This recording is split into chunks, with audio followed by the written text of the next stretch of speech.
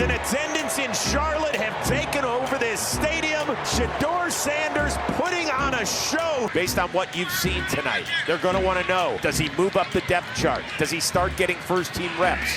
What would you grade your performance today? I would say a C+. C+? Why? Yeah, because the lady just told me now, when I'm having a bad day, I just think about Shedeur, and I'm saying, I'm going to act like Shedeur. You know, so like, that's so cool, you know, to me. Shedeur Sanders just changed everything for the Browns quarterback competition. Saints fans and Giants fans are likely screaming at the TV, pulling their hair out, realizing that their team may have passed on a franchise quarterback just because his dad, Dion, is super pretentious and kind of annoying. I'm not gonna let my son get down in no foolishness. It's a couple teams that I won't allow him to play for.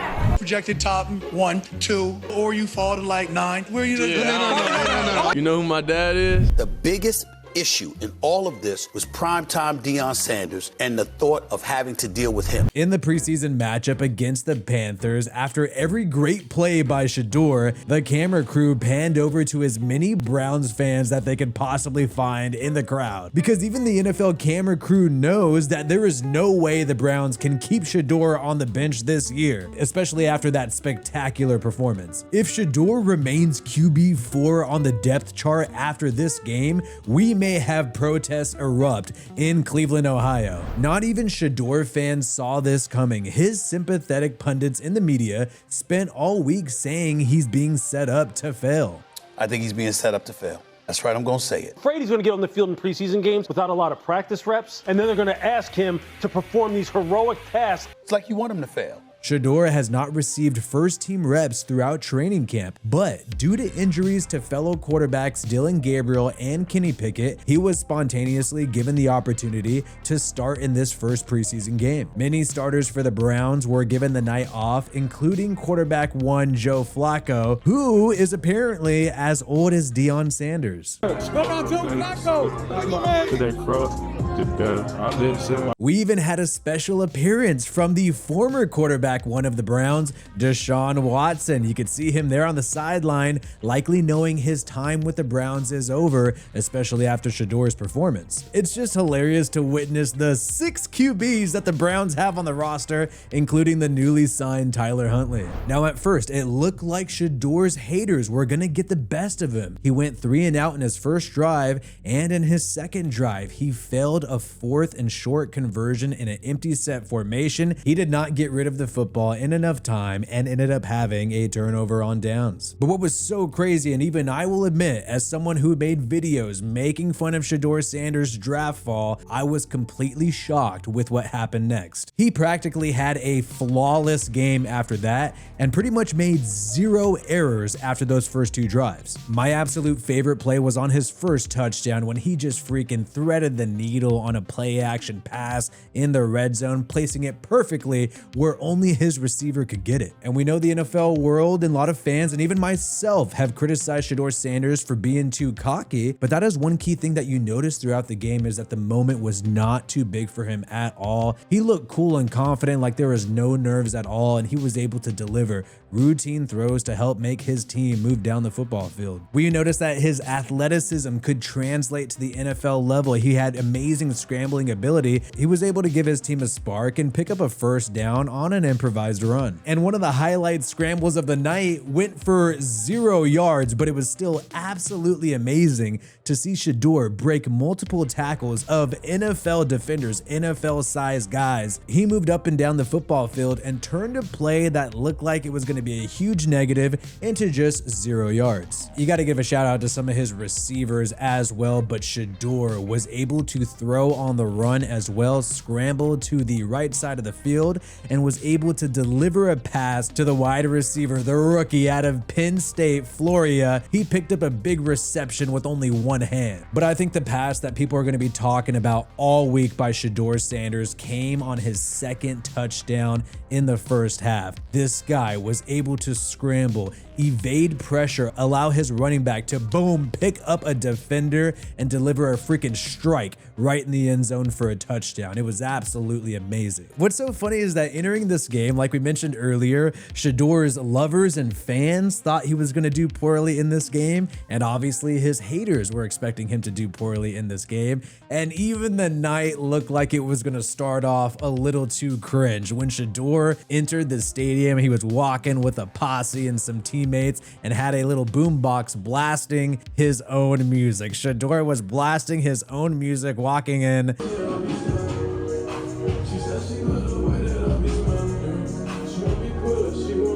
And I thought, oh my God, this is going to be so cringe. If he loses and has a terrible night, the internet is not going to let him forget this. But the fact that he had the confidence to walk out to his own music and then he balled out after that, that makes him look even more badass than ever. I can't lie here. And what's funny is after the draft, the Sanders family, and maybe Dion, because Dion, his dad, has done a lot of the talking here, he's been awfully quiet ever since Shedeur fell to the 5th round in the NFL draft and got selected by the Cleveland Browns. You really haven't heard a word out of Deion Sanders. But of course, prime Deion could not help but gloat in this moment, and he was posting on Twitter celebrating Shedeur Sanders' success, saying, "Oh yeah, what now?" Now, Shedeur did enter the league cocky, and that was partly due to influence by Deion Sanders, his dad, who said he should be the number 1, number 2 QB in this draft. And in pre-draft interviews, Shedeur was sensitive to criticism and even told teams just to straight up not draft him if they don't like his attitude. Shedeur Sanders very much proceeded as if he was dictating to clubs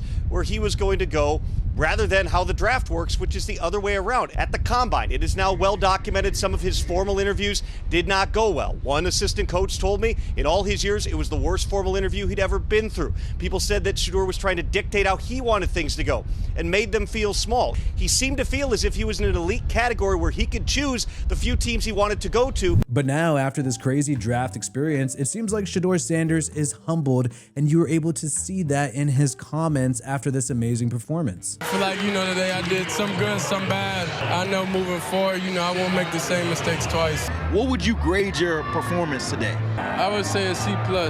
Pop said, take advantage of the opportunity, and I don't feel like I did. I feel like I let him down a little bit. I couldn't do it, of course, without the time. I couldn't do it without the play calling. I couldn't do it without anything. So I'm just thankful to even be able to have, the joy of just being on the field overall. What's super hilarious is Browns reporters and radio hosts have been straight up beefing and fighting over Shedeur Sanders all week. You're trying to tell them who to root for. You can't do that. There are fans out there that just want Shedeur Sanders to play because they love him. Get over it. Okay. Have fun in Charlotte. Listen to you. Have fun in Charlotte. You don't want to hear it. We'll all enjoy You don't want to hear what tomorrow. I'm about to say. We'll listen. We'll You listen don't want to to hear you. what. We'll listen to you today on the next level. I can't go on with this. I'm Let sorry. me Goodbye. make one more point. One more point. No, I'm sure he's probably practiced more now than he has at any point in his Well, collegiate it obviously career. was counterproductive because he's got a sore arm. Okay, so you're using that as a negative against the kid? I don't understand. Jesus God, would you give him a chance? Well,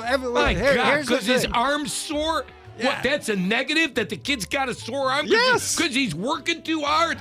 The hell out of it. Working against who? The thing is, Shedeur has been a hot button issue in Cleveland, and the guy gets ratings and gets people talking. You have NFL insider Jordan Schultz saying he got a text from a high-ranking AFC North executive saying that it's early, but wow, actually shocked at how good he looks. So did these GMs and executives in the NFL actually think Shedeur Sanders is only a backup talent, day 3 talent, and they weren't going to draft him and just not select him because he's got the Deion Sanders drama on top of that? Not worth it if his ceiling is just a backup quarterback. But now, after watching this game, this guy clearly has the ability to be a starting quarterback, perhaps a franchise quarterback in the NFL. And it looks like now a lot of these teams that could have used Shedeur Sanders, the New Orleans Saints, who could have selected him in not only the first round, but also the second round, but they decided to go with Tyler Shuck out of Louisville instead, and also the New York Giants, who had the negative draft experience with Shedeur and decided to select Jackson Dart in the latter part of the first round. It seems like both of these teams and many other teams around the NFL literally said to themselves, hey, I know he's a first round talent. I know he could be a starting quarterback in the NFL, but because Deion is such a head case,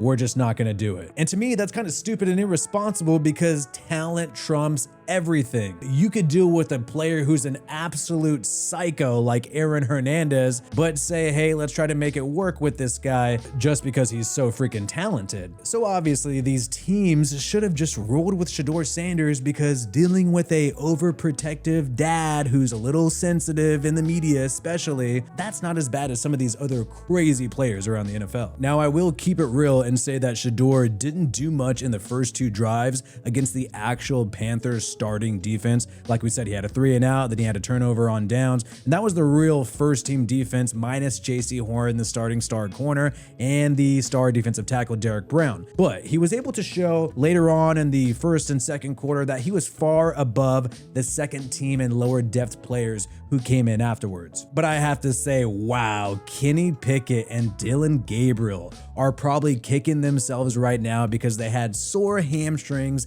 and couldn't suit up in this first preseason game, and that set up a golden opportunity for Shedeur Sanders to convince the entire Browns fan base, who seems like they are sold on Shedeur and want him to start week 1 at this point, that he is the future franchise quarterback. And this moment is also a lesson to all of the NFL dads out there. You don't want to end up like Deion Sanders. Deion was so annoying through this pre-draft process. He literally had his son, a first-round talent, drop all the way to the 5th round. And look, it sucks because these NFL owners have so much power, and now it's pretty clear that they somewhat colluded against Shedeur Sanders, saying, hey, we're not going to draft this guy. We're going to teach Deion Sanders a lesson here. But when you're in the league, you got to play the game, and these guys run the show, and you ultimately can't act like it's my way or the highway when you have no leverage as an NFL player, let alone a dad of an NFL player. So with all the Browns fans and the crowd doing the Rolly celebration, is it a wrap? Is Shedeur Sanders just definitely going to be QB1 for the Browns this year? If before week 1 of the regular season, Kevin Stefanski goes to the podium